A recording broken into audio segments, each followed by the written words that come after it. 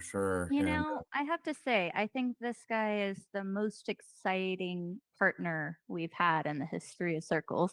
I'm with you on that. I've been saying that, and actually been telling Zane like, hey, everybody else can be on hold. Like, we don't need more connections right now. I want to focus on the ones we have. David, I mean, just David alone, building this partnership, collaboration together can be exponentially more valuable than all the other ones combined. So, yeah, we're gonna try and do like a charity event next month in LA for like it's World Dog Day, and it's like Yeah. raising money for dog charity. Oh yeah, you saw the flyer on that, right? I didn't see a flyer, but Danny told me. Oh, okay, cool. Yeah, he's interested in doing it. We're talking to his agent because the agent is saying he's got a conflicting thing on that day, but just we're gonna call with him in a little while. Um, so yeah, going good. It's going really good. How long until the address is removed from that post? So that's what I wanted to say. I updated it in a database, but we have caching on the profile. So maybe I do need to remove that check-in for now. I would say remove it right away. When you say caching, like, would they have had to have it on their screen? No, we used Redis for a little bit. Let me see. Let me check it again and make sure maybe it cleared out. I mean, it has been in Circles for a year. Oh, Okay. really? His studio? It's good now. It just Okay. updated. Okay, cool. I think it's fine. Okay. Okay. Great. Well, so let's get started. We got a lot going on. Quite a bit.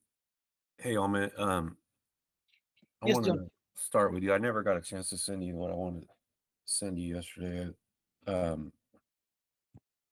But I want Yes. to you know how Circles Buddy has a default, like he shows up in the lobby for chat lobby for new users. Were you aware of that? No. Can you please tell me? Yeah, I tried to find a screenshot, but I don't have one because like I have a bazillion messages in my lobby. But if you're a new user, there's a couple chats that are there, like the what streaming chat is there. Well, there's one with Circles Buddy also. Okay. Okay, and he has a message to new users in there, and it says things about like Circle's mission. I'd like to have you add a topic to him that would also show up. So I'll give you the text I want inside that topic. Okay. But yeah, that was one of the things I want to have you work on Yeah, next. I will do onboarding with new phone number and I will check. See. Okay, that sounds good. And then why don't you give us your update while you're at it? Okay, so like today again, I work on writing test cases. I have completed 50% code coverage till now. So yeah, Okay. I will get the pull request. And other part, we have one issue Jerry pointed out in the development channel. So we fix that issue. Okay, great. How do you test these test cases? Like, how do you know? I mean, when are they going to actually So result? this test cases like currently, so I will tell you, like suppose our code is deployed and we make any changes, new changes in the existing code, and something we did wrong. So our test case can catch it. It happens before the deploy. Yes. Okay, so have we been able to utilize this at all No. to catch anything? Not. Okay, because that's the whole point, right? Mm-mm. So Jerry, how we can integrate with our build, GitHub action? There's the action YAML file that you can use. Okay. You can run the test after the build step. Okay. Yes. So let me play with that tomorrow. I will play with that and yeah, inside the GitHub action, I will add it. Okay, so will that result in us having insights, like when we have a suspected issue, things that need to be addressed? Well, the idea is that it should be proactive, and that if we make a change that would break some other area in the code, it should set a flag off and prevent that code from being deployed. Okay, that's even better. But it hasn't done that yet. I mean, it all goes with the code coverage. So like maybe right now we only have 20% of the code covered. So 20% of the code is protected against this, but 80% is not. Yeah, Depends on where the issue lies. gotcha. Okay. Well, I guess we need more coverage. Yes, yeah. But in theory, then it'll protect it. It'll be proactive, like you're saying, and alert us for the issue. It will not discover the bug in our app. Yeah. Yes. It Okay. won't say what the issue. It won't say like it won't. I guess give you enough info to fix it, but it will say, "Hey, this function is failing. Look into it. Right. Right. Okay. Deviate it from the expectation." Okay. Cool. Cool. Cool. So let's continue on then. Why don't you go ahead, Jerry? Thank you.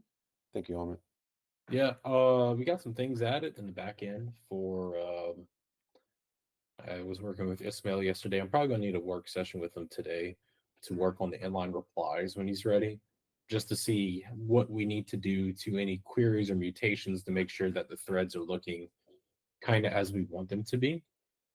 That involves we're adding. Let me see. Yep. We're adding an edited flag for edited messages. We're adding a parent key for chat replies. And we also had a fix I put in place for the users in case they come in with no name.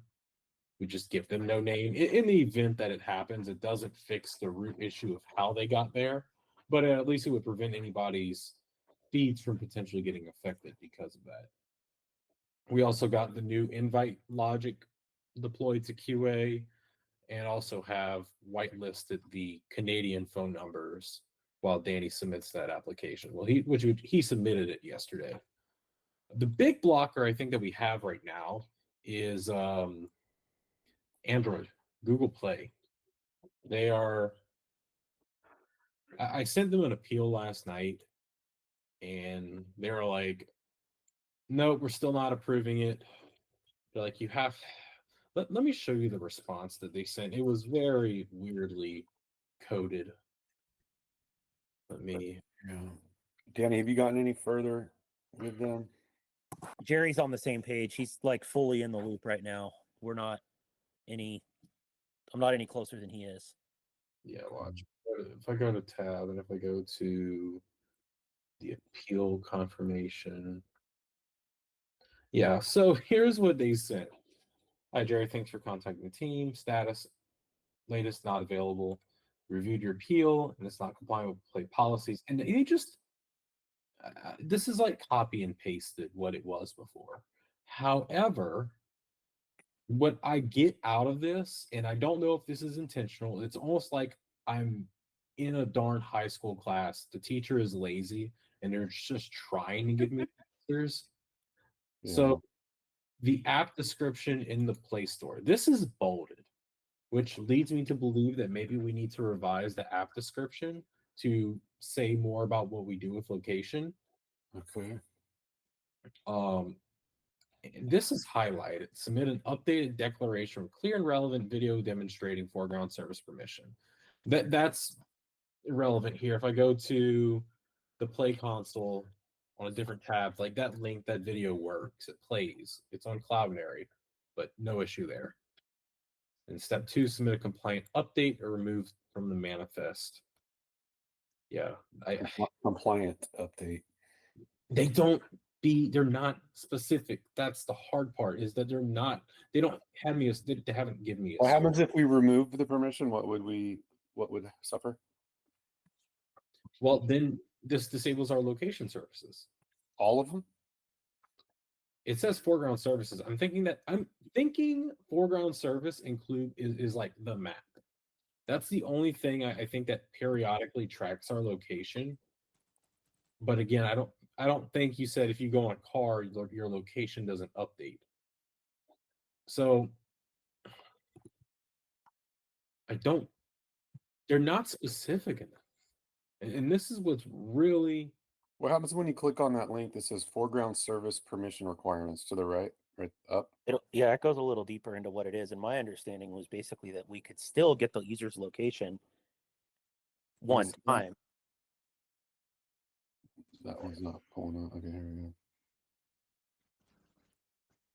yeah, it just says this information and Hey, it's, yeah, just leave it here for a second. Hope you identify which use cases are appropriate for this reason. Background.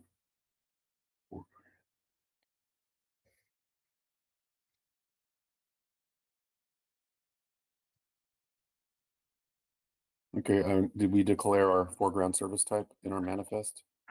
I assume we did. we go But I just leave it there, though. I believe you. You could just tell me. Hold on.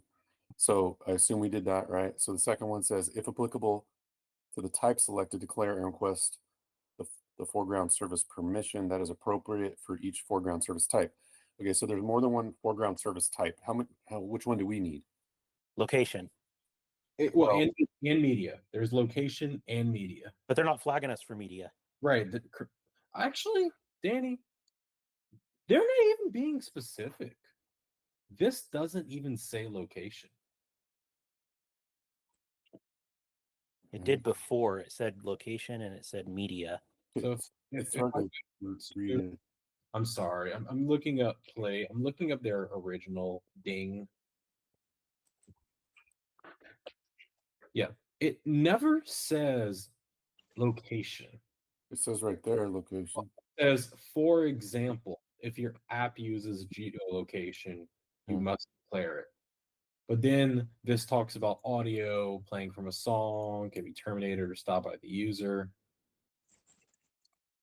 Like they never really said Go back down a little bit and leave it right there. Mhm. So the very bottom link, very bottom of the page, very, very, very bottom, Mhm. very bottom, right there. Wait, Oh, Uh, this? nope. Okay. Nope, it was on your screen. Play Right console. there. Yep. What is that? It's So the it's the same thing, right? Yep. Okay. I feel like the answers are probably here. We're jumping around real quick. Like if this, I don't know how much time has been spent on this, but Too much. Too much. I know. But what I'm seeing right now is just like a lot of jumping around. Like I think we should go through methodically, and it They're says jumping around. They're jumping around. They're not being specific with us here. right, but it tells you the rules. Declare foreground service type in your manifest, and we have declared our foreground service type as location and the audio one. Is that right? Correct. Okay. If applicable to the type selected, declare and request the foreground service permission, which we have to do for location. Mhm. Right. So we do that. The permissions for foreground services section of our device and network abuse policy outlines the criteria required for using foreground services in detail. You are required to declare foreground service types when you update to Android 14. Okay. You scroll down a little bit. Mhm. Declaring your foreground service information in Play Console. When your apps target Android 14 and above, you'll need to declare any foreground service types that you use in a new declaration on the app content page. Do we assume we did this? Yeah, I could. I'm going to switch to screen really quick, but I'm going to keep this tab in the background. Okay. So this is where they want us to go to declare it.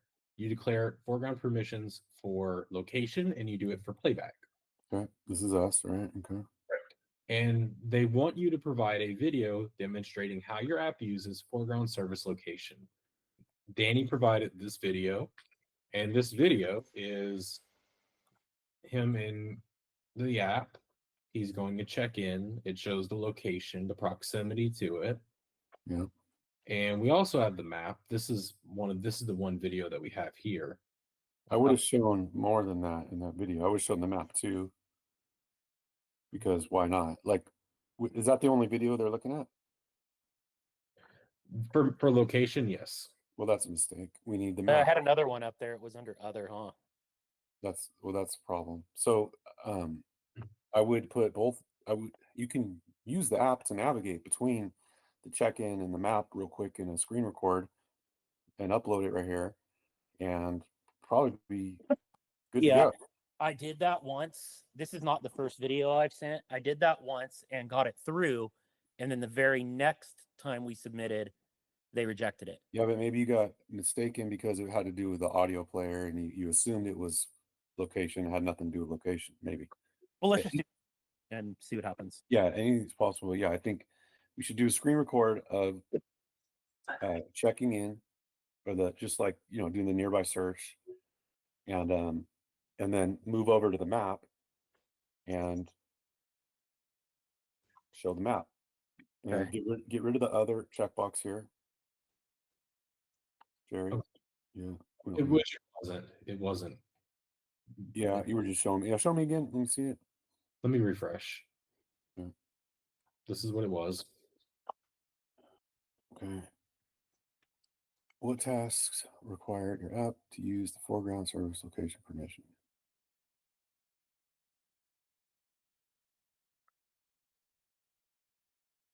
Yeah. Okay. Let me see other again. If you check it, it just wants you to provide a video. Read and click on the little question mark. There we go. Any other background location updates, for example, child location tracker. I mean, the location does run in the background, right? It's not a continuous tracking though. No, but it does ping periodically. Yes, and Danny did that. He did provide video and all, like for those notifications and all. Let me see what it says under other tasks. If I check this, it Yeah. says provide a video demonstrating how your app uses the foreground server's location for tasks you've selected. Describe your app's use of the permission, including why the task must start immediately and cannot be paused or restarted. That would kind of explain the map. Like you immediately have to be able to plot map markers, for instance. And I'm not quite clear on why it can't be paused. Like why? I mean, I think it's a mistake if we are getting constant location at that moment. Maybe that's why the map isn't loading very well. Right? I think when we load the map, we should be done getting the location for at least a few seconds. Which I think Amin made that update, didn't you, Amin? I mean, when we go to the map, is location pinging continuously? Because according to Android, it can be paused or restarted. Are we not pausing or restarting it? Let me look at that real quick. Are we doing a watch? No, on the map we don't watch for location anymore. We don't what? We don't we don't look for the location in the map. Well, we have to Like get the location, obviously. we're not watching it. Meaning like we're not subscribed to any changes to it. We give it. I think I disagree because right now I have no little arrow next to my clock in my status bar. Let me go to the Okay. map. Let me look up because like we're using a function. Actually, I'll tell you what. I opened the app just now. I opened Circles from a cold start, and the arrow appeared, and I didn't even go to the map. And I do not have location always allowed. So yeah, this goes back to we've never quite configured this right, because you know how it asks me that last modal of like, do you want to keep it always on or whatever? What comes up at like a really weird time every time. Like we have no control of it because like we're just constantly running the location service, I think, and it's time to clean it up. Like obviously Android's telling us to clean it up. and I don't need it on right now. It's on right now on my phone. I'm on my home screen, and all I did was just open the app and press the home button.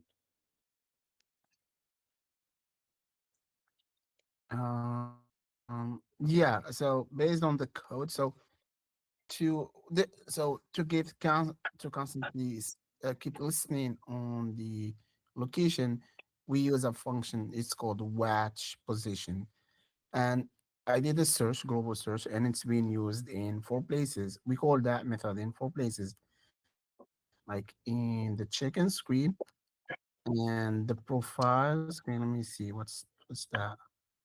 Yeah, we do it in a profile screen if you go to our profile, and we do it also if you're trying to add a business.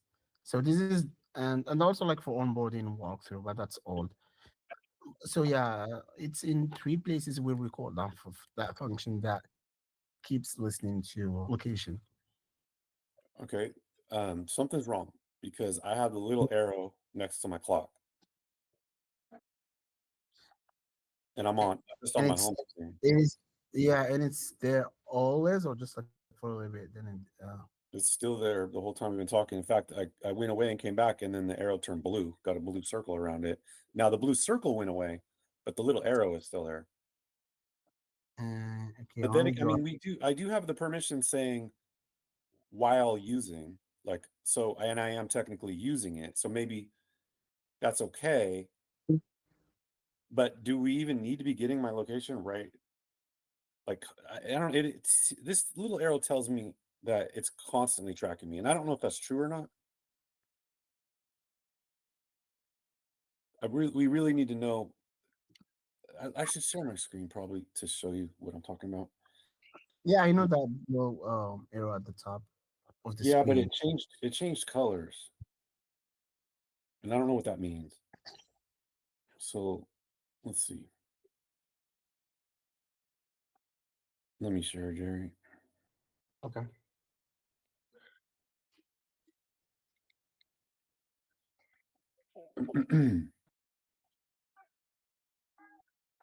Oh, I think is the code that I think is See how it's blue? See how it's blue right now? yeah. Okay, now it's not. What does Mhm. that mean? I think blue it's when you're actively looking for where you're watching the position. Yeah, but it's still there as an arrow. But like if I close the Yeah. app, oh, it's still an arrow. See, that's weird. But Okay, like, it's because yeah, I know why we have this. It's because of there's a code that we look for a location while the app on the background, okay. and I think this is where these are coming from. Jared, do you remember like when you implemented that using the background task? Mm. It shouldn't run right when you background the app though. But I think it does. And I think we had this problem ever since you did do the background Mhm. location thing, Jerry. So let's take a look at whatever there that was, and let's analyze it with Amin's help. Amin, what was your question? No, there's no question. It's just like maybe this is where this is coming from this implementation where that task we implemented it. How do we determine that? Um, because like I went through our like I did a global search when wherever we use in location or Mhm. geolocation, this is the only place that's tells me there's something ongoing there. Because the other places we call normal functions The get little get arrow just disappeared, so I don't know what that means, but it was on you saw for like a couple minutes there. yeah. But Maybe because that task is a short-lived task, right, Jerry? It's not like a task that's going to be running throughout the Correct. app. Yeah, A couple. so it goes back because you went to the map, and that's right, normal. And right. so I guess that task was there for 30 seconds or something. That's as much as we get into position. Now it goes away. It went away quick. Wait, it comes back when I go to discover. I guess it's just grabbing the location when I'm on discover, maybe. Well, I don't know. Well, now seeing this on iOS, Android will handle location differently. True. but I think we perhaps are. It's overkill. Maybe that's what I want to determine. Yeah. How do we? Where would you want to look? I mean, I would like work on this with Jay because on that there is like there is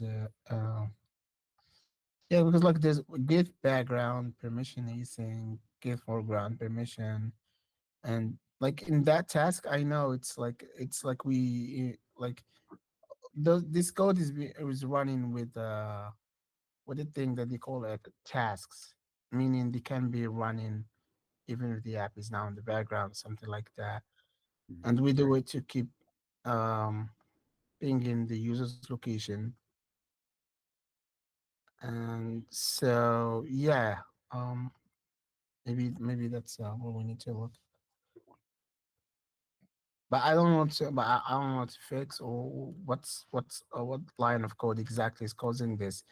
But I'm okay. just expecting So this. maybe Jerry, why don't we look at the code that you did back when you did stuff with location services, and let's have a meet. I want a meeting to look at it. Let's do it together. Yeah, where do we start? Because I mean, it's a very simple function. I can share the code with that, and it does like there is a check for foreground permission, but it depends on the state of the app. And like kind of like they were noting on it, I think Danny kind of chimed in on this. Let me grab the code. We aren't doing anything continuous, but let me grab it. Where is it? Foreground. My arrow just turned blue again.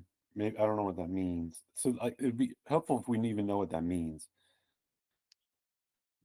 Mhm. You know, because like I have a black arrow right now. It periodically turns blue with a circle around it, and then sometimes it goes away. So those are three different statuses. Well, then it could also be that we're also using your location to, I believe we're using it in a provider in the app for whenever you open the map, you open the feed. Perhaps I should add that I was on my home screen the whole time and Yeah. I didn't do anything, and it changed to three different statuses. But I think we're grabbing that location in the beginning still for the feed and all, so we can use it like we can keep it stored whenever you're on the map. So to prevent it from throwing you in the ocean when you start, we Mm. grab it there so we have your location by the time you open the map. Is that accurate? I mean, Can you repeat that? I was trying to say something, John. when you load the app, I think we have a provider or a global state Yeah, yeah. that gets your location for the map. And you don't have to access the map for that location, but we have it ready for whenever you go to the map. Yeah, we have it ready. Yeah, that's correct. But we just have it once and that's it. Like we get it once. Right. And that and combined with the check-in, like the location reporting, that would be two instances of it turning blue. If it the blue is what it means that we're reading the location. All right. Yeah, it means just message some info about that. So apps that show your location on screen, including maps, show your current location using a blue marker. In maps, if your location can't be determined precisely, you'll see a blue circle around the marker. The size of the circle shows how precisely your location can be determined. The smaller the circle, the greater the precision. When location services is active for an app, a black or white arrow icon appears on the status bar. So that's what I'm normally seeing is the white. Mine's a black arrow because I have a white. I'm not in dark mode, but so that means location service is active a lot, like all the time I'm in the app, even on my home screen.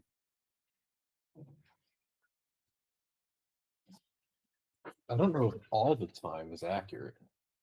Well, not all the time. Let's see. When I go to messages, well, I can't tell because there's no status bar there. Oh yeah, no, it's on in messages because I'm in the compose and I see it.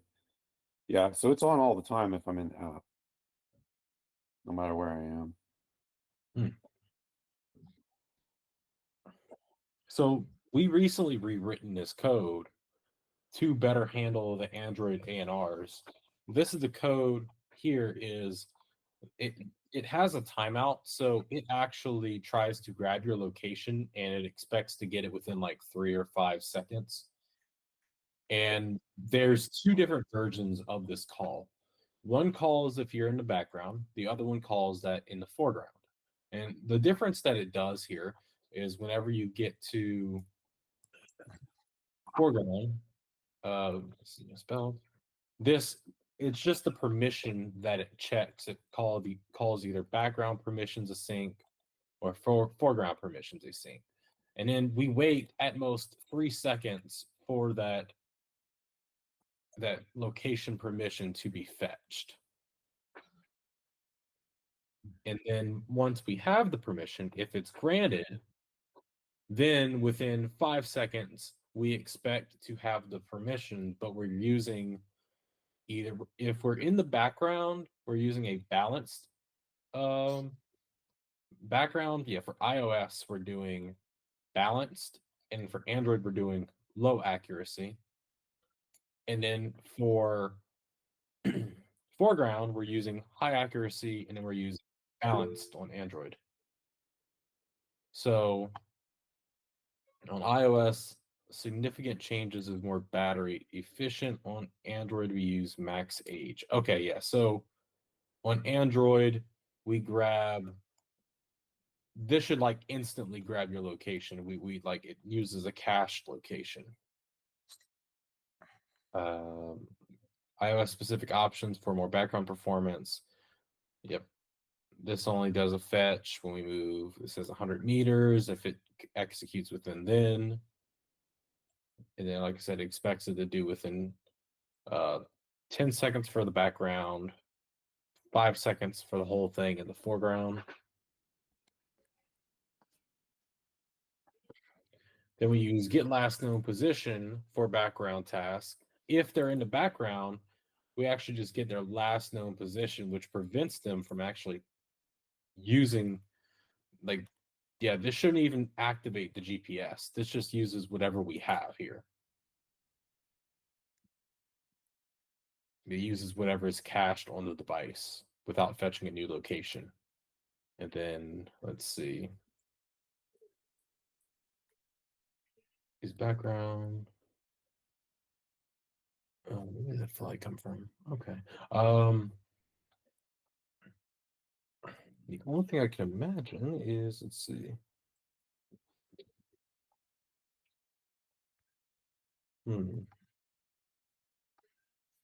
Okay. Here's something that might be interesting. It's saying we're calling get current position async no matter if we're in the background or not. I think this should be an else case. I almost feel like this should be an else. Maybe that's what I'm missing here is an else because it's trying to get current position. That's the only thing I can imagine, but this is only in the background. This isn't in the foreground. I mean, do you have any feedback here? What's going on? Not really. I would need like for me to better like understand this. I'll need to run the code and see what's going on with the app so I can really understand it. Yeah, Wow. Yeah, like yeah, I can see like you have those else's the same. Can the location permission and the location no location permission. Oh, so you just so that if you don't have a location permission, right? Which is this is not the problem. right. If You- you don't have a location permission, then it just returns. It just exits out. Yeah. Or actually, if you're on Wi-Fi, then we report it because that gives us a semi-accurate location. hmm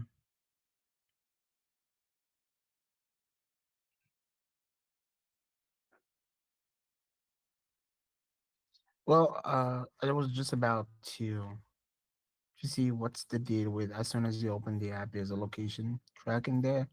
I'm trying to see and identify Yeah. what uh, logic really triggered that one.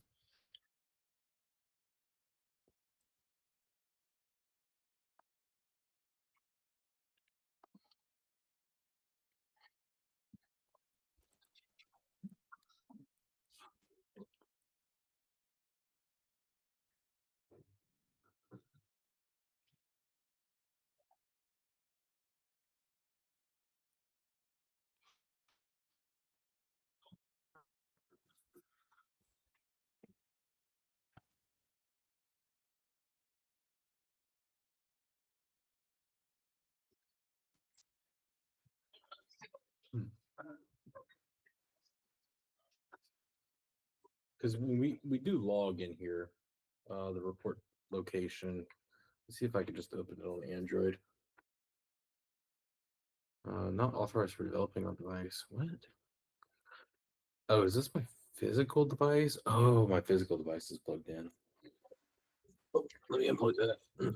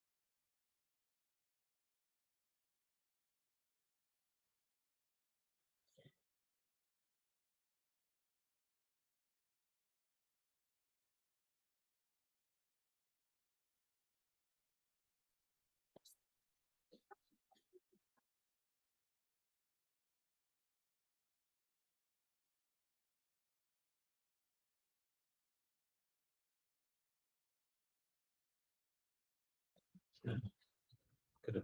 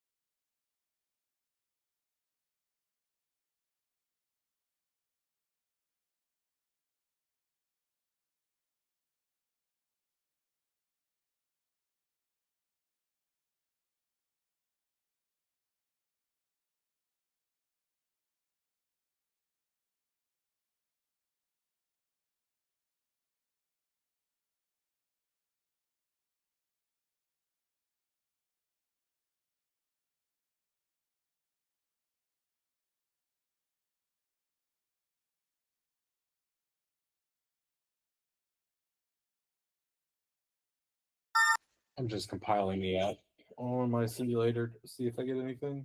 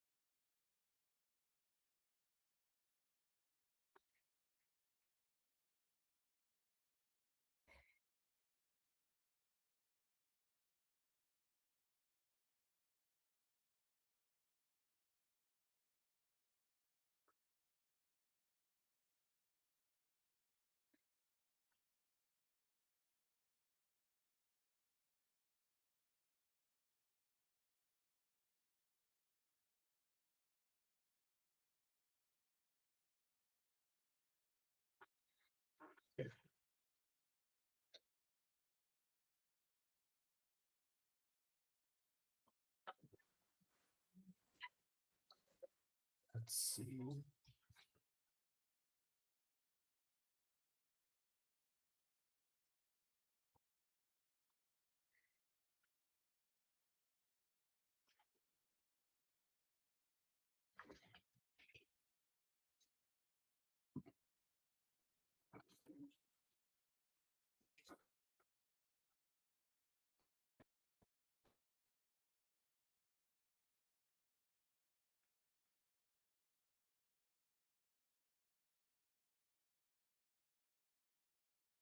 So I'm only calling the mutation once here.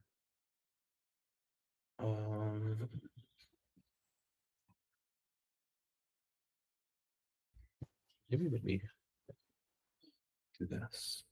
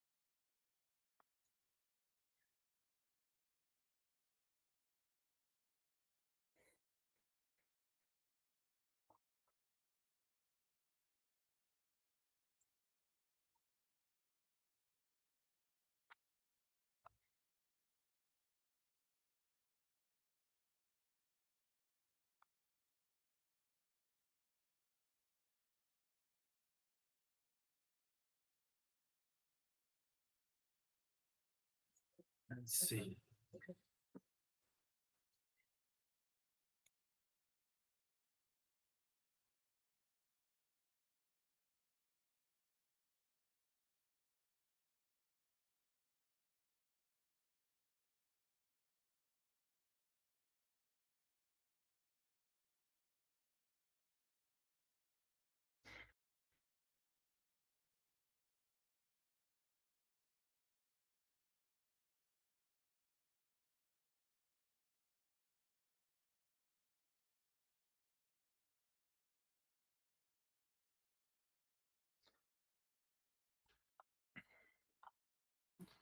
It almost sounds like we need a permission screen for this location fetch. I'm gonna drop this in.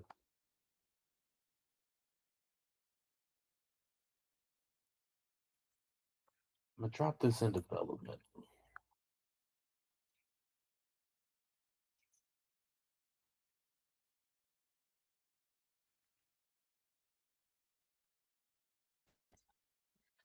So I had Gemini check the app. Let's see how to do.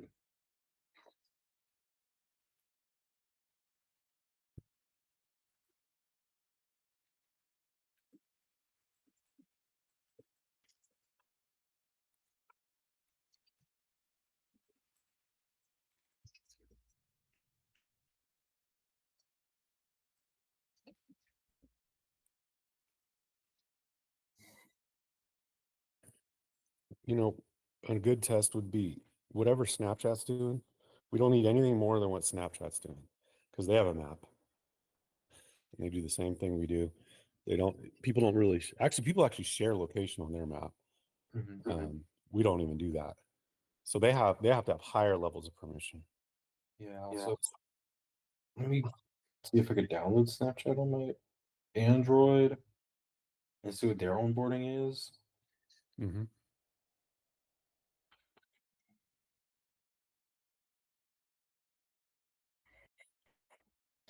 Did they mention anything in there? Let's see. And I mean, are you looking into the code too from your end? Yeah. What I'm trying is like to identify the code that triggers this location on the open when the open starts, the app starts. Mhm. Yeah, I'm in the middle of that. The weird thing, like I've deleted every code that uses a library that we use for the location, and still that Yeah. blue location icon is still there. Okay, that tells us that it's coming from somewhere else in the app. Yeah, yeah, because I did a global search. Whatever we use that location, I just deleted it Cool, just good. to be sure. Yeah, And smart. But it's still tracking yeah, that location. So we have maybe a redundant location permission somewhere or permission service. I'm not why I'm saying permission location service. yeah, it seems like there's some other app that uses this by not app but library that we use in somehow do this by default that we don't know. You know what I did find out actually the other day? Amplitude uses it. too. Oh, Yeah, Sentry they Well, use it's Amplitude. If you go in here, look, disable foreground tracking is false. Is this change this to true and see if that changes anything? I mean, what if that's all it was this whole time? my let me God. My response. Because you know how long this has been in the app? This has been in the app for a long time. And we've been having trouble with Android for a long time. Mm. I bet you. Well, I hope. I'm really hoping that's what it is. Dude, we don't need location from Amplitude. No. Why would we? Do we? No. No, we don't. I mean, maybe it shows something in the dashboard, but it really doesn't matter to us. Right, because we have it through our normal. Correct. Right. Okay. I Wow. made that disabled true and still um it's still like a location thingy going on. Still going on. I'll do a hard reload of the app, maybe a rebuild. Yeah. I can do that. Like I close the app and open it and still Well, there's okay. yeah, There's I can do yeah. Well, okay. Maybe it's just this one that does it. yeah, that one I changed it to true. Let me see if they have anything there. Let me take the whole amplitude. And one of you guys also said Sentry, maybe tracking location. Yeah, essentially could be or like Let's see.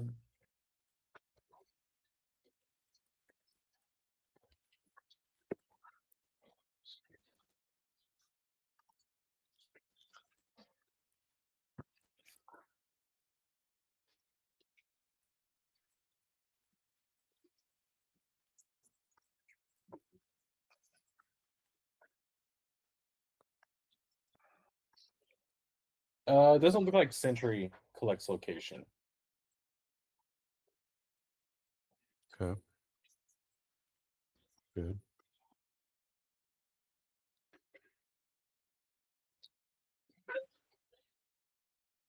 Okay, Amplitude infers location based on the IP address. It does not use GPS. Mm. But why does it say foreground tracking? I mean, it's right there, foreground tracking. Right, right. So I mean, you disabled my location background task and Yeah, you're in a map?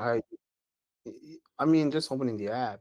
I just open the app. Just close the app and I open it and see if there is the blue indicator still on or not. Hmm. Is it possibly the map component in the background trying to check the location? Yeah, let me do that too. Let me not having the map and see because Mapbox do that as well. The same Mapbox.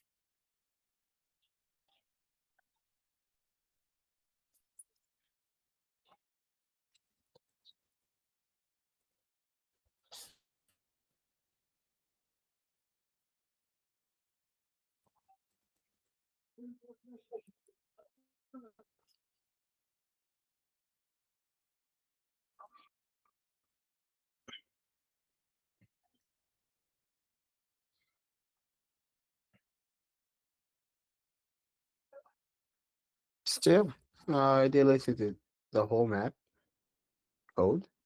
It's not there, and still, How are you checking this? I mean, are you on a uh, device? Or you're on a simulator? simulator. Yeah, maybe device. Let me try it as well on device. Mm-hmm. I can. Are you maybe? Let's see. So background task. So if I had an idea, if we do task manager, maybe can we register unregister all tasks? Maybe just in case it's my script. Mm. Thing. Let's. We have oh, like what I did. It just I deleted the code. You see that define task? Mhm. It's not there, so I just do delete. Is it logging report location in the console? No, like the whole code is gone. Okay, so if it's not reporting report location, then yeah, it should be gone. So if I remove this from the code now, and if I unregister, if I just remove the registration of this task,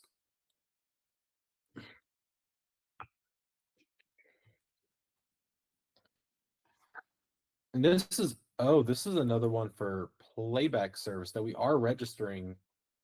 We are registering a foreground service.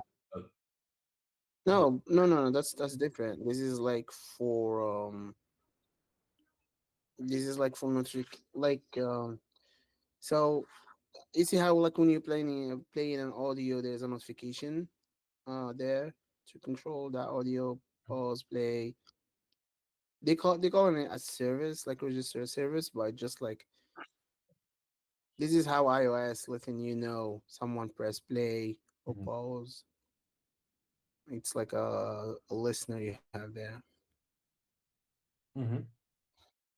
And yeah, by the way, the commutation you see there, it's coming in from you calling there is a report location call inside the use effect inside the routing file. Yep. Yep, I deleted that one as well. Okay. Why did I do that?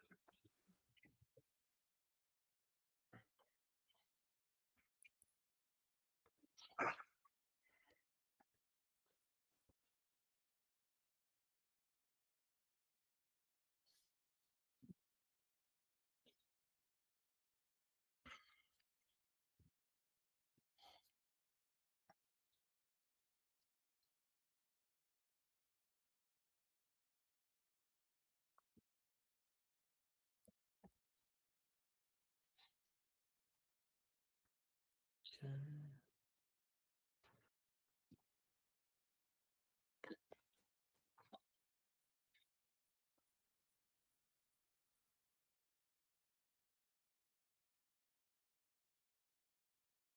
Yeah, we're not recording location anymore. Now, can I track?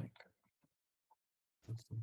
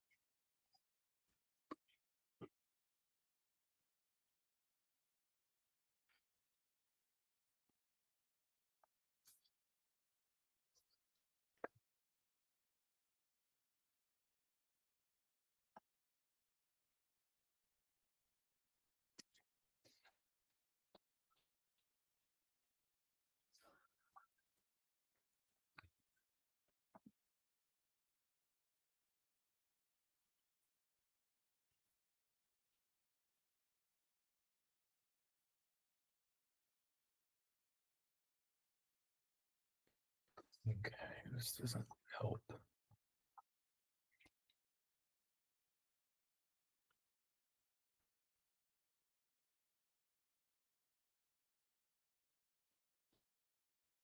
Yeah. Okay, I mean you were saying that you were looking like you have the dot on your simulator showing if location. Yeah, the blue dot. Yeah, over there. Okay, hold on. I want API 32. I don't think I'm on Android 14 on my simulator. I'm using the iOS simulator. Oh, you're using iOS. Yeah, it's the iOS that has it as a blue.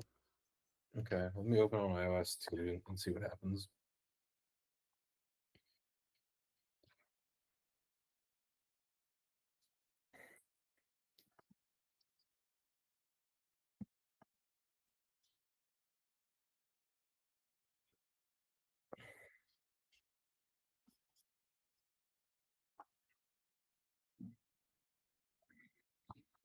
On a side note, Ismail, I had a question. Is Ismail still here? Yeah, Okay, so did you look any further into previewing the link like we talked about yesterday? no, I'm still kind of busy with other tasks, mainly the video player. I guess they pointed out one thing and fixing it for chat, which I'm done with. And the other thing I'm busy with right now is just getting that the Android bug fix where you can go to birthday without having a name. So I wanted to navigate you back, so I'm just finishing that up. Oh, okay. After that, I can start looking into the preview, but I was gonna go into start in chat replay. So do you want me to look at the preview before that, What were or you going to chat do? replies? I should say, not replays. My bad. Yeah, since this might be quicker, hopefully. Okay, so I'm gonna see. So the thing is, like as I mentioned, there's one library that I know that's being used is that it's like 3 years old, hasn't been updated in 3 years. Um, I've used it once. I showed it to you a while back, like a year ago. Yeah, they never really released anything. If that doesn't work, I don't know how hard or easy it would be to create our own Does preview. Expo doesn't have a product? I didn't see one. I couldn't find one. I'll double check, but nothing came up when I In like 3 searched. years. There's got to be something that's because like everybody shares links. Correct, but not everybody's building chat apps with React There's Native. a lot of chat though in a lot of apps. Yeah, but they're not all React Native. Well, No, I would say 95% of them probably aren't. yeah. So, Walmart is, but they probably build their own. I bet if I, Yeah, even though they are like they're not open source, I guess that's what's it's relevant. yeah, I'm not open sure. source is kind of true. That's true. So we need an open source. yeah, so I'll do some more digging about like I said, I just did kind of a quick search. I didn't go too much too depth into it. I'll do some more digging to see if there's anything useful out there. And if not, I'll see how practical it would be for us to build maybe our own. So I would see how Okay. that goes, and I'll let you know. Maybe one of these new AI tools will help speed the process up. I mean, yeah, I always kind of take advantage of that. Isn't the there AI one stuff. that's like really good at coding now, like the second generation Gemini? Yeah, the Gemini 2.5 Pro is really smart now. It's it's smart and fast, and Hmm. I don't know if you guys know, but now they have agents inside VS Code, Mhm. which is kind of sick. So what that means is agents can actually like insert code right into your um right into your file, like you're on my machine, so they can actually do the code and some testing and stuff. It's still new. It's literally like a day or two old. So, That's nuts. but it's pretty crazy. Like agents have, there's been and now even Google made this thing where they announced it where they have like agents. Like you can create your own agent and it can talk to other agents. And there are a lot of companies who already built their agents. Like for example, we can build agents that can talk to our database for progress or I forgot what's it called. But basically, what like me as a non-database engineer, I can talk to the database using these agents, and the agent should be a database expert. So I just told, hey, give me the schema of my database. It would give it to me and do this change, do that. Obviously, this is far from being dependable, especially on the database level. But it's crazy how fast it's moving. Oh, that's amazing. Yeah. Yeah. It might be interesting just to try the Gemini one and see what its solution would be for us. I did ask as far as existing ones, and as I mentioned, the recommendations you gave me were not the best. No, I'm thinking like ask it to code it from scratch. Yeah, but now the next step would be ask code from scratch. And I said it's not as simple as code it and here you go. Like the code is going to be buggy. It's not going to be working at the beginning. I'm going to have to review it, and it can give me ideas where it can code like 80% of it, and I can tweak whatever the 20% That's that's not correct. Thinking like maybe its overall approach would be a good one, and it does a lot of things. Yeah. Maybe. So the thing is, every links have metadata, which is like data that that's how these previews create that preview. Okay. So this metadata comes with the link, and you basically have to read it and display it properly. Okay. So yeah, like that's ultimately what we're doing. We're getting a title, we're getting an image, we're getting whatever it is that metadata has, which is only text and images, and we were displaying it in our chat in a nice way. That's ultimately what it is, but like I said, you just need, if there's a library that does it properly, that would be obviously our best option. But if not, and we're going to try to build it from scratch, I'll see how, like I said, easy or hard that is with React Native, even with AI. Okay. So I'll keep you updated. Okay. Yeah, let me know. I definitely would be interested to see what Gemini's approach was, just to have one perspective, Yeah. I mean, like I said, it's the thing is, we're just kind of how we open these websites in web views.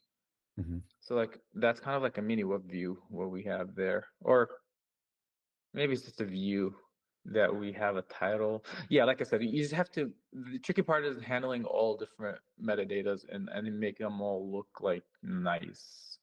So yeah, I'll ask it. I'll see what it has, and it's not gonna be a web view. No, that won't be practical. It's probably gonna be just like fast image that we load the metadata in and our text. Maybe, I don't know. Yeah, I'll see.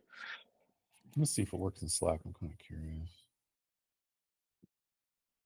Yeah, Slack does have metadata, think so. like or support for link previews, I should say. You know, interestingly, when I put it in the message compose, it does not do the preview like it does in iMessage. Let's see what happens if I hit send. It actually just stayed a link. So even Stable. Slack, Well, it depends on what link you send it, right? Like for example, this is the one I was using as an example.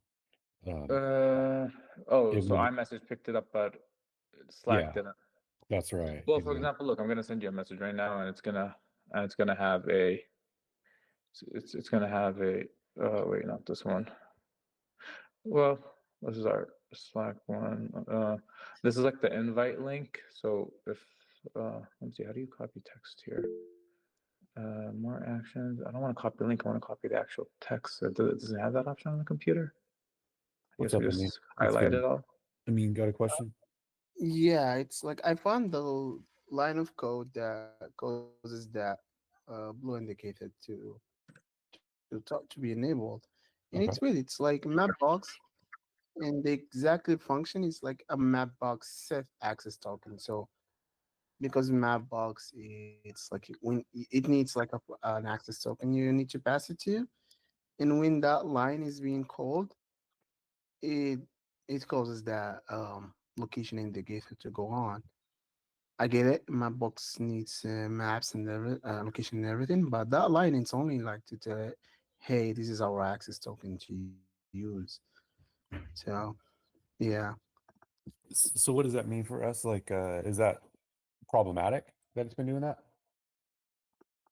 I mean, why that code triggers the location services? That line of code, that line, the function name is set access token, which means this is how you're gonna authenticate Mapbox account with our app with the access token. That's it. It's just like to authenticate as. Hmm. It shouldn't be triggering location services or anything. So it shouldn't even, yeah. So, um, Well, I was like, now we find out the source. Now yeah. we're gonna see why it's doing that in this space exactly, and see how we're gonna fix it. Okay. Okay. Good job. Let us know what else you come up with. Okay. I'm looking forward to getting to the bottom of this thing, and maybe we'll never have problems with Android again after this too, as far as at least the location stuff. Um, and it is weird too. Like, there's a lot of weird things that go around on with that location. So let's get it cleaned up. So, Ismail, you were saying something? Yeah, so I was saying that. So if you can see now, I sent you that link. So the when it was in Compose, it looked a little different than it did now after sending the chat. So for example, in the Compose, they don't display the image. Yeah. Like they just say get circle or get app.circles.com, and then Ismail, you've invited you to Circles, but it won't show the image. But after I hit send, it will show the image. So for example, each like you can tell that these people implemented their own version of this, right? Yes. But I guess also that link you sent me, like you said, had no metadata, or not no metadata. It didn't handle its metadata Slack, but for example, Apple did. Right. So that goes to show you also metadata comes in different ways, you know, formats, yada yada. Yeah. I don't know how practical we would handle all of them properly. Well, Uh, like the big ones, like Instagram links, like those, that would be nice to be able to preview it, you know? Because yeah, that is, again, it's we can't like we can't be handling metadata per website. We have to have like a general solution. yeah, I mean, I know. I figure the one that is a solution for Instagram obviously would cover a lot of different sites, right? Uh, like I said, I really have minimal knowledge of this as of right now. I didn't really do my research, so but I do know that there's metadata with the link, and and that's what they use. That much I know. How that metadata is formatted, how it's structured. Is it a universal format that people use, or do they vary? All that I need to like learn. Okay. Sounds good. Let's Because see. if everybody uses title, subtitle, image, like let's say for example, then hey, that'll be easier to implement ourselves. But if each person if it's like just whatever, every person can do whatever they want with their metadata, then that would make it a lot more difficult. I see. I see what you're saying. Okay. I wish it was straightforward. Don't forget to remove that colon after the heart emoji. Oh yeah, I did. That's just an old example I had saved. Oh, gotcha. Okay. And that code is in. For what? Oh, it's merged. I mean, Oh, so I actually implemented. And let me get my other since I have to leave in like 5. okay. Because it's Friday. So I added that, like all the green button text messages or anywhere you send a text message, it will look like this now without the colon. And for the invite link, it is using the backend. So the backend will generate me a message, and I use the generated message from the backend, and I tested it, and it does switch. Okay. It does switch, and so the backend will also know which one. Yeah, it should keep track of that as well. Yeah. Will it know which one's getting clicked on? I don't know if the links are different. If the links are different, it could know. If they're the same, I don't know if Jerry can. Jerry can answer that, I guess. It's out of my scope of knowledge. Yeah, Jerry, the 2 different invite text messages. He's got those working. So how will you know which one was displayed when the user clicked the link? I'm recording that in the back You- end. You are, so you'll know the difference between them. Yep. Okay. Okay, cool. All right. And you did test that, Ismail. You got the 2 different ones. Did they rotate like one then the other? Or random? I didn't test for patterns. I just tested it a few times, and I got 2 different messages. It's a coin flip. That's fine. Okay. So it'll end up being 50-50 in the long run. Cool. Okay, what else? So I have another PR. I mean, when you're free, if you can look at it, please. It's for edit text. So that's complete now. As I mentioned yesterday, I demoed it, but there was missing one last thing, which was the little edit in light gray under the bubble to indicate that this message has been edited. So I added that. It ended up taking a little more time for me and Jerry than I had initially anticipated, but we got it done nonetheless. And yeah, it should be good to go. We should be ready to test in the next build. I also did the video player. There was an extra X. I guess I wouldn't need. I initially added it because we had a modal, but then I noticed if you go into full screen, it displays a native X. So you have 2 X's, which was confusing. So I made the video player go in full screen automatically, and I got rid of the extra X. I even got rid of the modal. I was able to do that while preserving the functionality of unmounting it when the video closes, so it doesn't leak memory as it did in Android. I would like Todd, not now, obviously. Todd and Chantal, when this new build, to test that videos, like send a few videos, switch tabs between videos to see, just to make sure we don't have that Android memory leak. Because this approach is a little different, but it should be better. Is there? No problem. No, I guess you can't really answer that. I was going to ask if there was a specific size video. It's our max. Specific what now? Max size for video. I was initially thinking length of time, but I know that it also has to do with quality. No, just like have a few. Well, we're just gonna have like a few. Like you can have like a test group where we can upload like a few videos, some of them a little big, and have them in main chat like 3 videos, and one topic another 2 or 3 videos, and a third topic another 2 3 videos, and just keep moving between them, playing them, closing them, moving between tabs, making sure that the device doesn't slow down or crash. Okay, that's Yeah. very helpful. Thank you. Yeah, no problem. But make sure you do create in different tabs and switch between the tabs. That was a key point of the memory leak. So yeah, this will be. It's not happening now because I fixed it. But like I said, I'm doing a little different approach. It should be a little bit better, more efficient, and it gets rid of the extra X. So Yeah. That being said, I am currently working on the bug where if people land on the birthday screen and they don't have their names. So I should have that done probably after I come back. And then I can start on the preview. Okay. Okay. Yeah, don't spend too much time on the preview from what you described. I don't want it to be a whole day kind of thing. Yeah, I mean, I'll test that library, even though it's 3 years old. I'll see how, you know, Okay. how it is. Okay. And if it's good enough, we can use it. That'll be our easiest solution. Okay. And if we need to build our own, and if it's not too crazy, because building our own, even with the AI, will take a good day. That's for sure, if not more. So maybe we can either push that back until we have some free time, or we want to prioritize it, so where we can spend a day or two trying to build it. I don't want to prioritize it too high yet. Yeah. So if it does end up needing a lot of work, I'm gonna just switch gears to chat reply.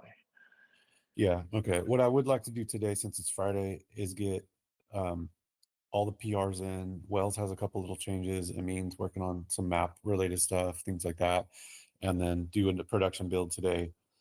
And hopefully we'll solve the Android issue because we don't even have the Android build approved. So I guess we'll just jump forward and have Android come up current with a new build with iOS.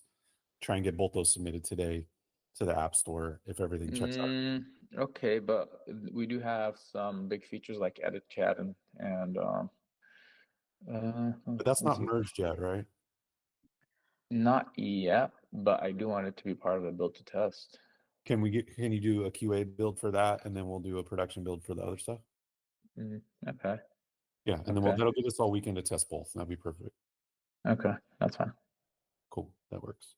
Okay, then we'll catch you when you get back and go from there. Sounds good. Okay, thanks, Ismail. Okay, so I mean, you were still looking at the location stuff, right? Yep. Okay. Jerry, did you get anywhere with any of that? No, I think Amin found it with the location, the token. Okay. Mapbox.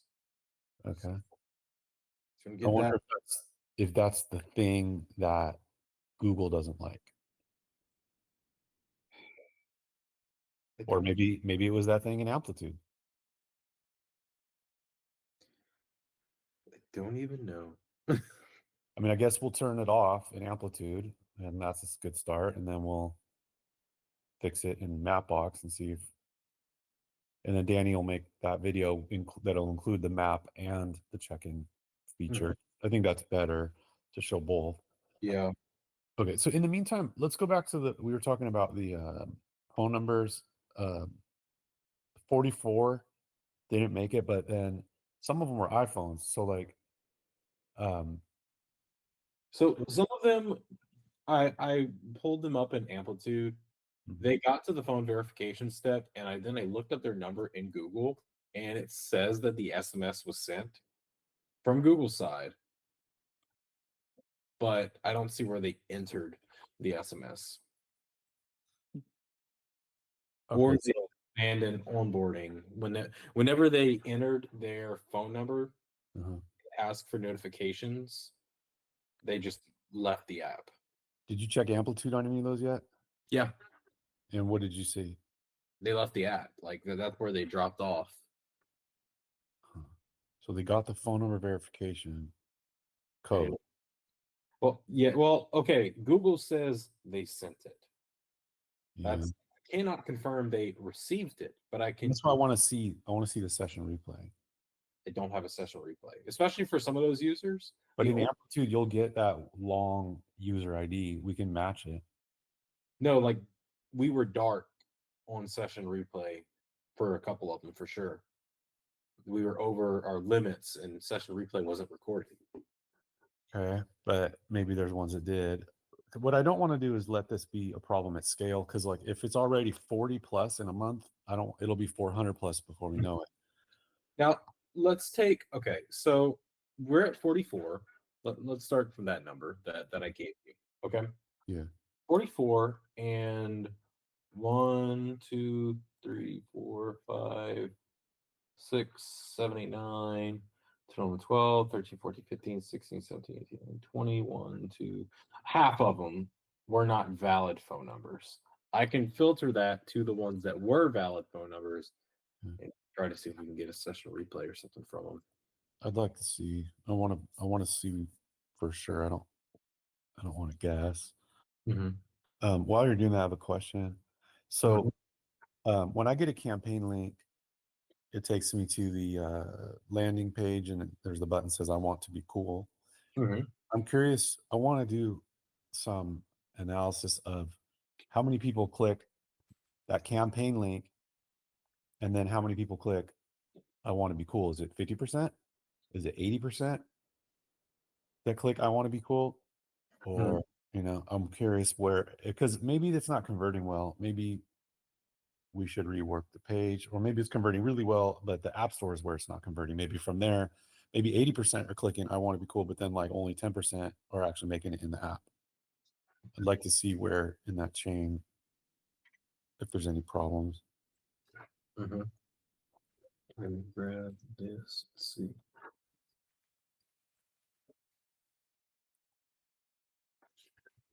I'm just gonna start to try to find one of their session replays.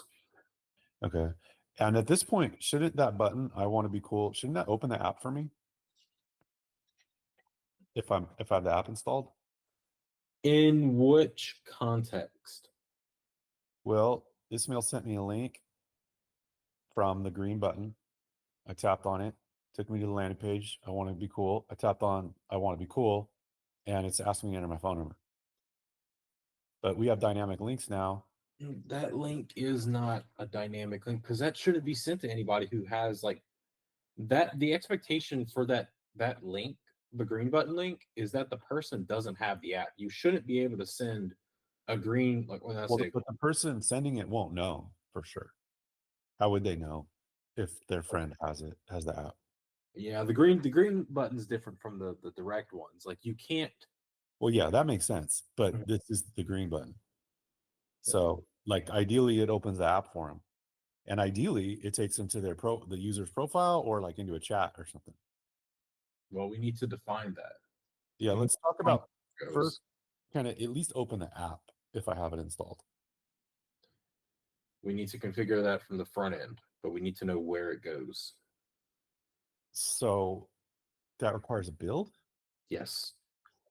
I thought we did this with dynamic links so we don't have to do builds anymore. Like we have likely scenarios covered here. We did groups and then we did profile pages. But this is a campaign link. This is another kind of link. Yeah, this green button's a common one. Okay, let's handle it. So what needs to be done on the front end? Where will this link go in the app? Well, it's the green button. I mean, it could anybody could send it to anybody. When you click it, where do you go inside of Circles? You It go opens an SMS drawer. Wait, no. If I was sent an invite link, a campaign invite link, Yeah. already have Circles. I click it. What is the expectation once I click that link that was sent to me? I mean, I would expect at a minimum it takes you to the user's profile who invited you. Okay, you said at a minimum, or are you thinking something further than that? Yeah, better yet would be it takes you into a conversation with that person. Okay. Let me think about that for a sec. Is that bad? Because I can give the information to Amin. Amin needs to know how to interpret that link. Yeah. I would say, you know what? No, going to the profile is fine because in 3 seconds, a start the convo screen will pop up, which they can message if they want. So yeah, so I would like the link to take them to the invitor's profile. Okay. Yep. Then I can send that to Amin and we could make that possible. Okay. Let's do it today. Yep. Okay. And then that means the app would have opened for me. Like, So, when I hit the I want to be cool button, basically. no, it would just open the app. Yeah, before that even, right? Like if I open it from my text message, Correct. Correct. even better. So let me send it. Let me send it to Amin and do this.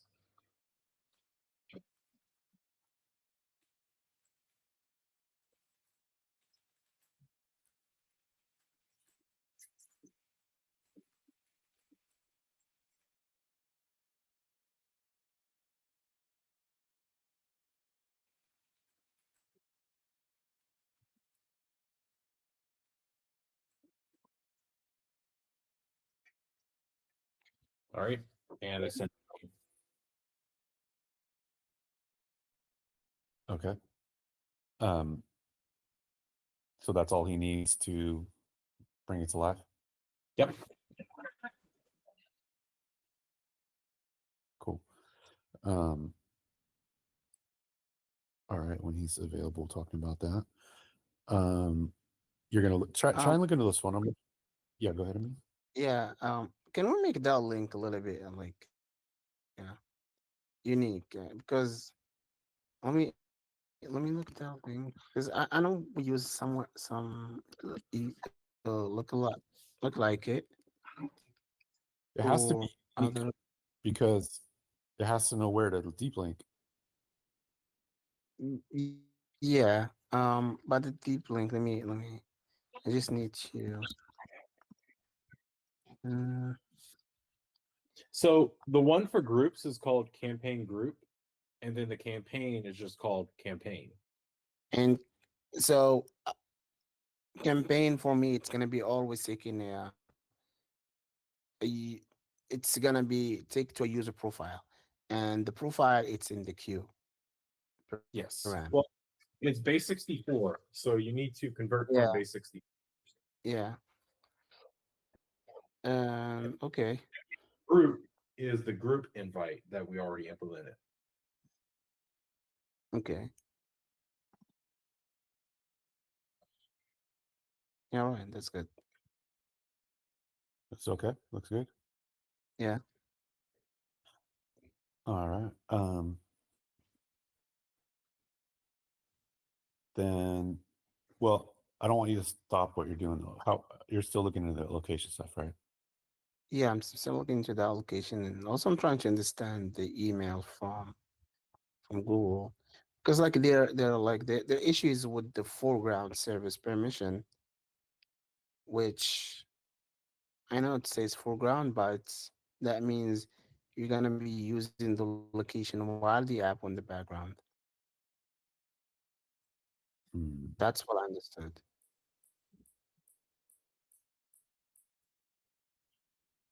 It is open, but the app in the background, it's not like closed. That's foreground service location. Yeah. Do we really need that? Like to keep listening for location while the app on the background? Um, it would be nice. The idea behind it was if a person leaves their home and goes to a retail location and parks their car, and then like say they go get their haircut, so they're there 20 minutes, and we ping every 15 minutes, and we see that they're at a haircut place, and even maybe they go there 3 times in the last 3 months. Now we really know they're probably like this place. We would say, would you like to favorite your haircut place? That's where it would be really valuable. We're not using it yet, but it would be very valuable to do that. Then you will need to like showcase that to Google because we're not doing this. Danny has a video for that. Like of this exactly? Yes. A user. Okay. You can ask Danny for the link. He has it. Because like if I remember that video, it was like he in the on the mat opening the app. There's a Well, have Hmm? he has a separate video of showing like the push notification and then being brought to profile. Okay. And let me go find that video. He has like being brought to like a place profile. Right, like the profile, the notification, like, oh, you want to check in on Circles? Oh, he has a video of that already. Okay. So, but that was not included in the last build because he showed what was included. It was a very basic video. I think it was there in the other, but then we disabled the other because we Uh, thought other could be open to interpretation that we have to be very specific about. okay. So the video that it's in the Google dashboard, it's just Danny go into a place like a he do a search. Maybe this is I don't know. Like here's it. Press the check-in button, Let me right? show yeah, let me show my screen.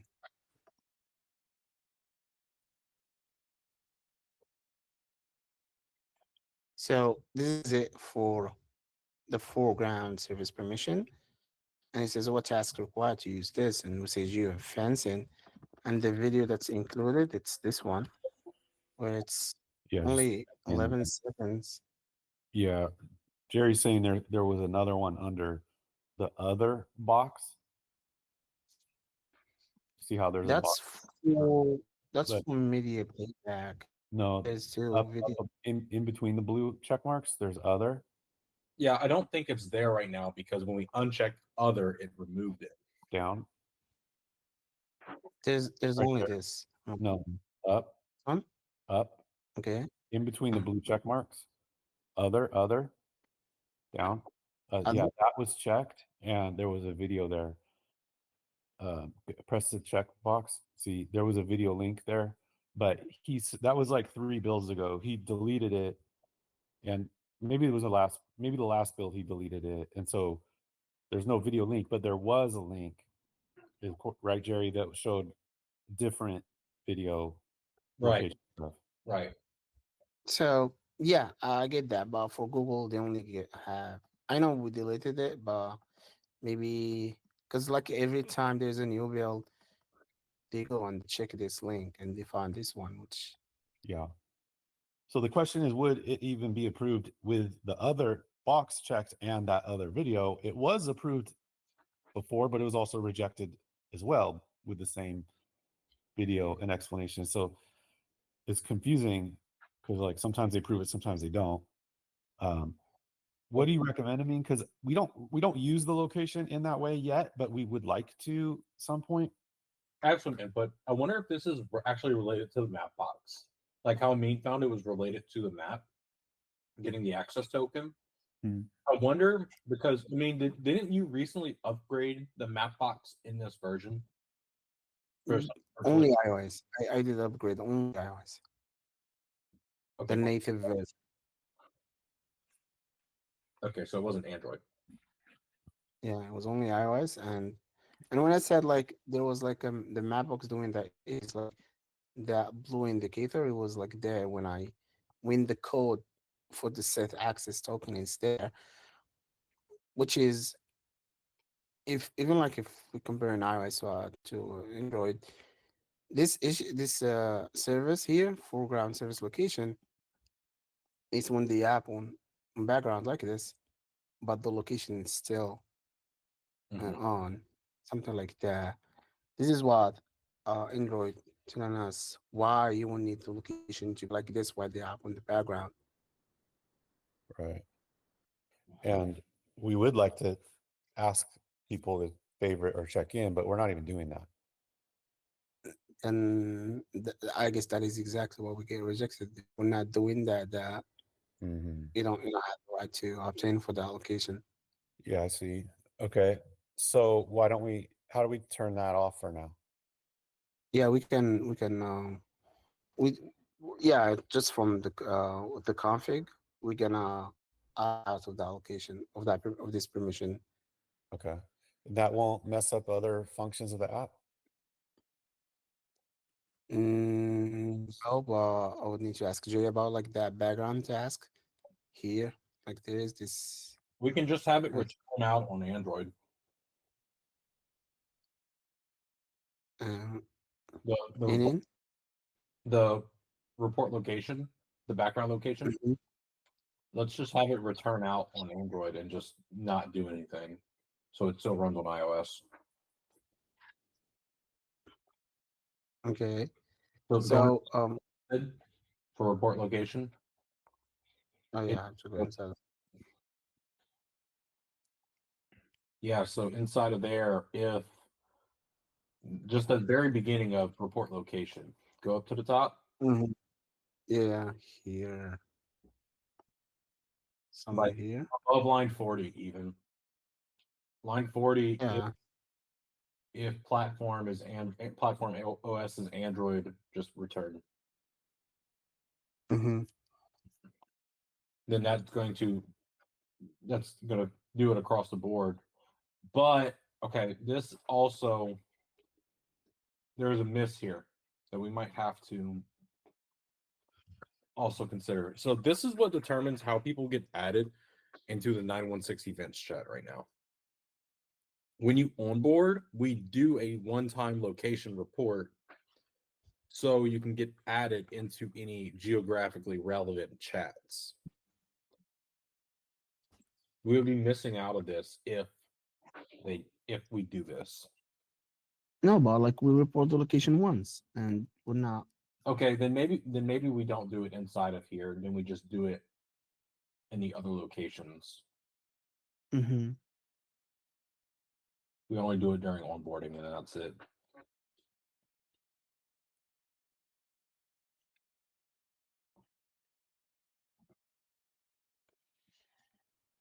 The naming itself, like it forgotten. Here we call this is the background permission. Why the app is in the background. So this is background. Mhm.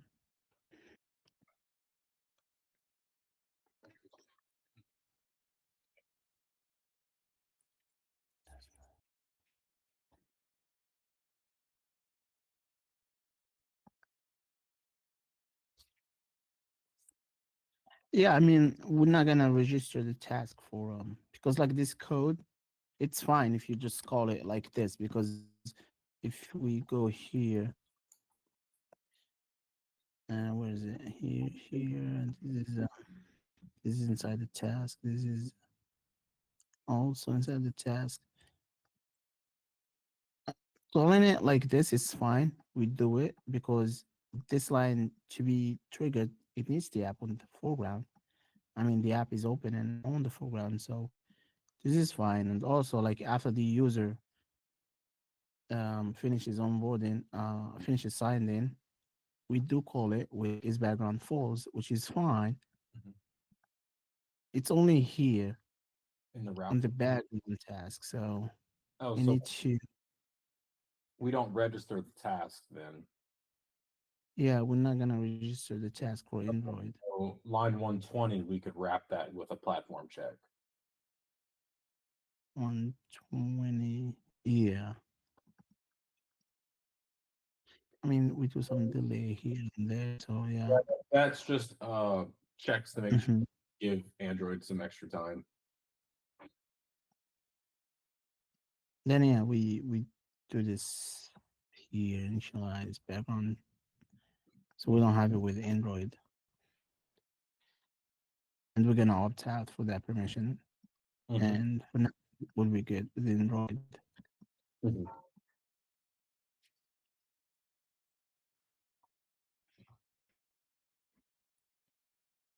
But that's different than yeah, we cannot do that. But that's different from the other issue, John, that you were asking about. As you open the app, you have the blue icon, the blue arrow icon here. Mhm. That has nothing to do with this foreground service location thingy. Okay. What does it have to do with? It's like the map box, like when you set the access token. It's Oh. call it. So I'll have to dig more wide. What's going on there? Okay, yeah. So you're still not sure?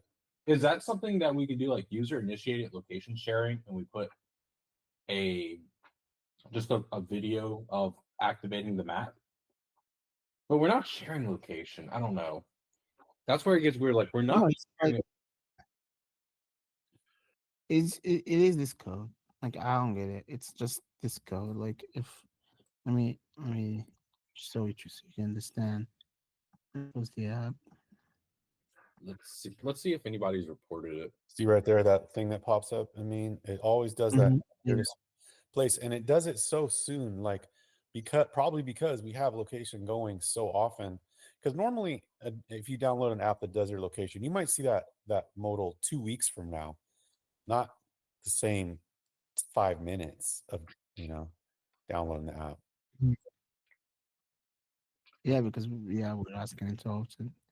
Yeah. And I'm not sure, Jerry, if you're looking, but there was like a blur going on there. So if I go now, just comment this line. It has nothing to do with location. Close it, open it. So where are we calling the refresh token app? See, nothing going on here now anymore. It's like in the app, like the main app Well, component. why does it have to be there and not inside the map component? It's like to be ready as like because this is an authenticate, I guess. And yeah, it's because like this is gonna authenticate our app with Mapbox. We're going to authenticate it, And but where Mhm. else do you use a map component? yeah, we use the map on in map. Yeah, we can do that there. Mm-hmm. Uh, just like it's weird. I just wanna understand like I mean there's this solution just to have this code there. That's fine. Maybe But I'm not sure. we have to send something to Google and say we're following maybe if this is what Mapbox says, we're following Mapbox's you know requirements. This is their implementation instructions for their SDK, and we've No, determined. but this is fine. I mean, this is not an issue by Google. If you opening the app and requesting location, that's fine because you're requesting the location app while the app is open and is like being used. That's fine by Google if you have that permission. But what Google is nagging is like if you're using the location while the app on background. Okay. So yeah, that's what I was saying. Like these are two different issues. These are two separate issues. They have nothing to do with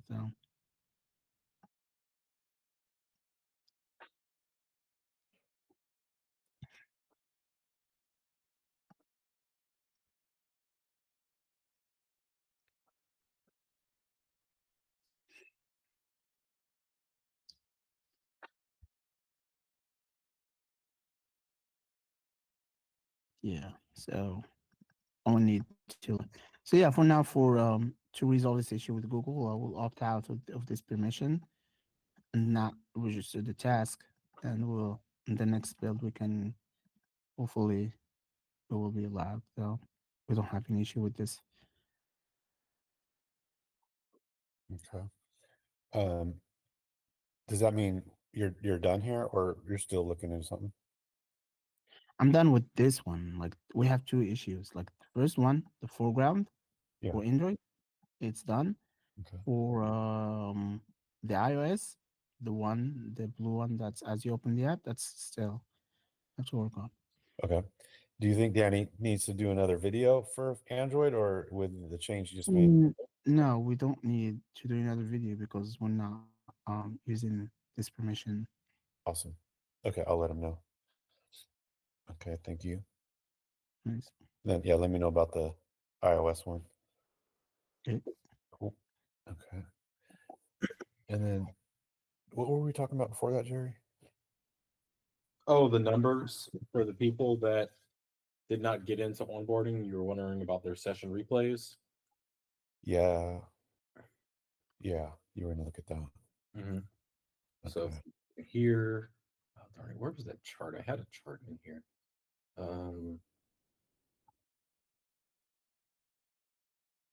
There we go. Okay, I got my chart here. I need this information.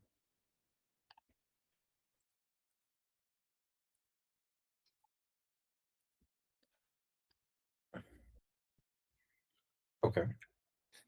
And I can filter by their phone number.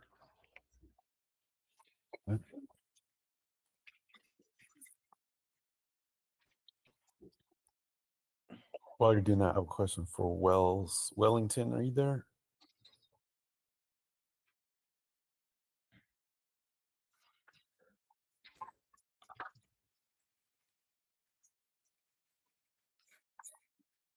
Wells?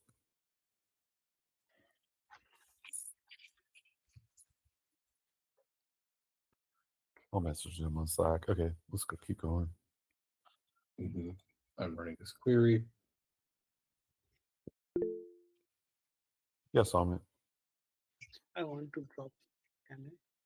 Yeah, did you take a look at the topics for Circles, buddy? Not yet. I will take a look. You were going to look at the Yes. lobby Yes. and And you're gonna send me the topics what I need to add there, right? yeah, Next. but did you said you were going to get Yeah, a I new- will take using new phone number. I will do that. Okay, so you didn't do that yet? Not yet. Okay, well, do you get the idea of what we're trying to do? Yes, yes. So like there will be some like one first time user will do onboarding. We were showing some default chat there, right? So there. Yeah, that's already happening, and then I want to have some more topics in that default chat. Yes, yeah, yeah. I will add it. Send me what topics you want. Yeah. Okay, I'll send this to you. Okay, sounds good. Thanks, Amit. Thank you. All right, see you there. Okay. What do we got here? Okay, so I confirmed that Google, at least from their side, says they sent a. It says that they sent a SMS code verification. But if we go into Amplitude, right here, they just dropped off right here. Phone number verification back button pressed. And that's it. Last we seen of them. How do we know if they entered the code? It would say something about verification code entered or failed, or I would see something in these logs here from them too. It's interesting. Birthday input completed. Do we have a session replay on this user?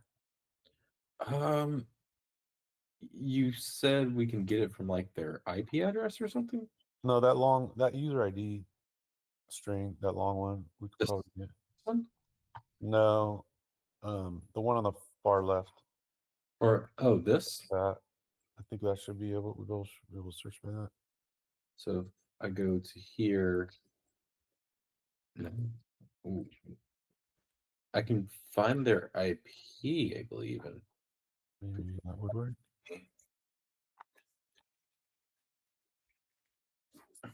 no. No. This, Also 7 days. Oh, that is 7 days. Okay. Never mind. so I can do April 8th, and this is at 2:40 Pacific time, so 4:40 local time for me on April 8th. Okay. That's a good way to do that. Yeah.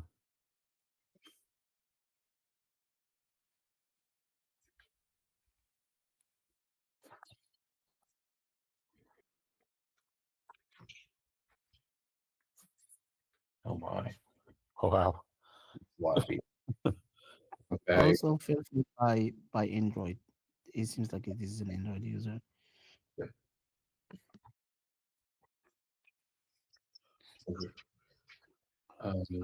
Goes to Android. Wow. Okay. Didn't drop it down too much.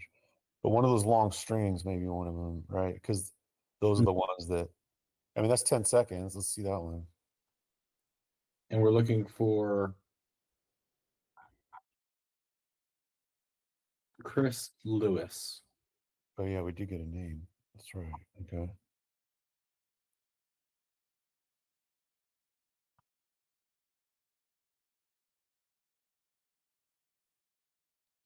Nope.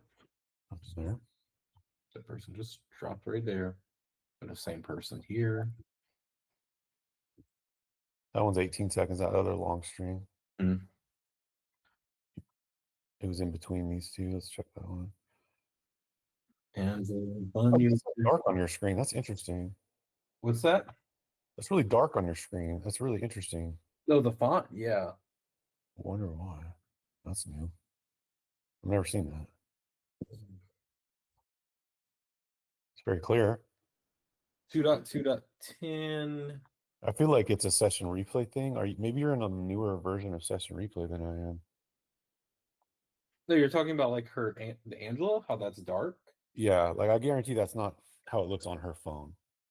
Yeah, it varies per the replay. Right. So That's if interesting. this one, But okay, so this user, this is maybe an example. Let's see what happens when she tries to do the verification code. who's Or this? is this a different one? Oh yeah, this is a different. I was trying to find our guy. Okay. Why is his button? Right. Because keyboard's up. Right, but it still shouldn't be up that high. What kind of phone is that? That is going to be Pixel 6 Pro. Pixel 6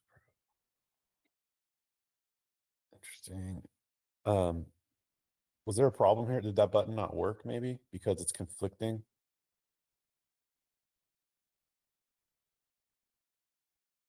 What's that?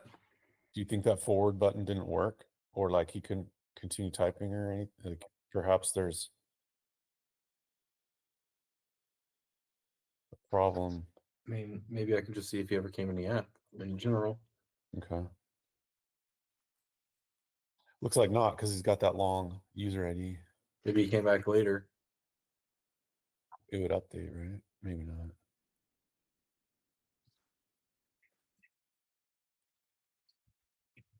It won't update if they just do this. 3 days ago. It's probably David McCoy if I had to guess. Yeah, David McCoy. He got in shortly after this.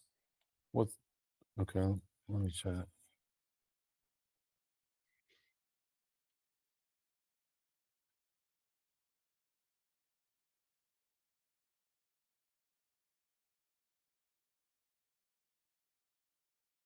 There's two David McCoys. This one's 3 days ago, so this must be it. Well, do you know that he completed onboarding? He's got the blue check mark. So he must have came in from one of those links. I'd like to know if he made it actually to the lobby. Like how so now you have a name and whatnot, and I can see a profile. Does he have an actual user ID? Who's that? This person? Yeah, David McCoy. But yeah, David McCoy. Wait, David McCoy is actually in the app. Like he got Well, through after. I mean, from what I'm seeing on his profile, I can't confirm that. I see that we have a profile of him, but that doesn't always mean they got all the way through onboarding. Oh wait, actually, you know what? I talked to David McCoy. That's why the name's familiar. His name was blank. Oh, His name was blank, and I was just curious because he was in the investor chat, Pixel. and I asked him to change his name. It was a Pixel with probably Android 14 or 15 on there. 15. There's our problem. Mm-hmm. Okay. So, oh yeah, on that session replay, did he have a name screen? Yeah, that's where he left off. So he was here. Oh yeah, he did have the name screen. Yeah, he was here, and he was on version 2.2.10. So okay. So, but why did we get no name here? I mean, he has a name screen. This is different. Yeah, I mean, I'd have to try to figure out how to find his other session replay. Well, you can find that with his user ID. He has a user ID now, right? Yeah. So if I go here and let's see what happens if I look for it.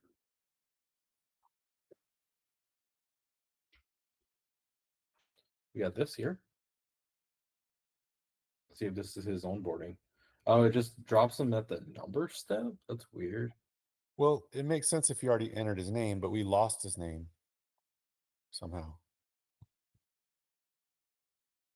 Yeah, and this is all I got for his user key. So if he goes here, or maybe let me see if amplitude says anything.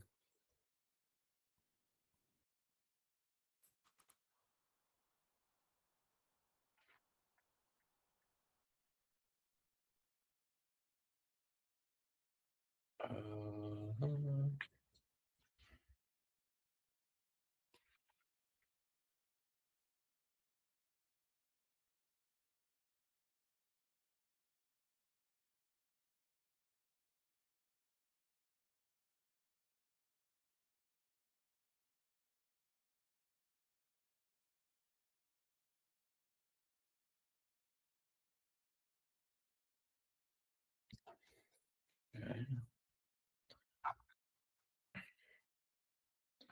I don't have.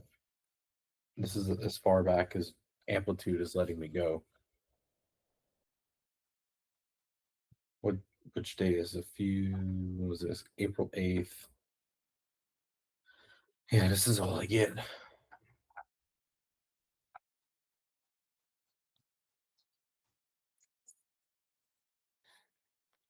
I'm not able to see their onboarding from amplitude.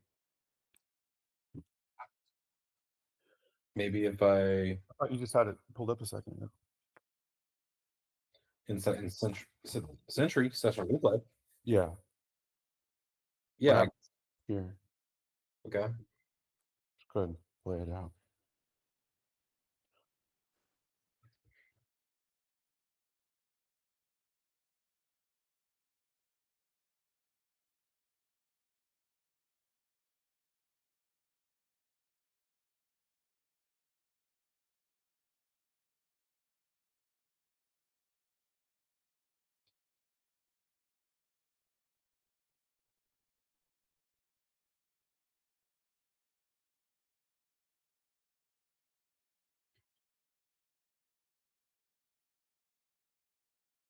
Using the app 9 minutes, huh?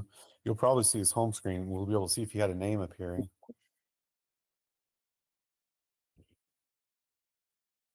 Oh, there you go. There it is right there. Okay.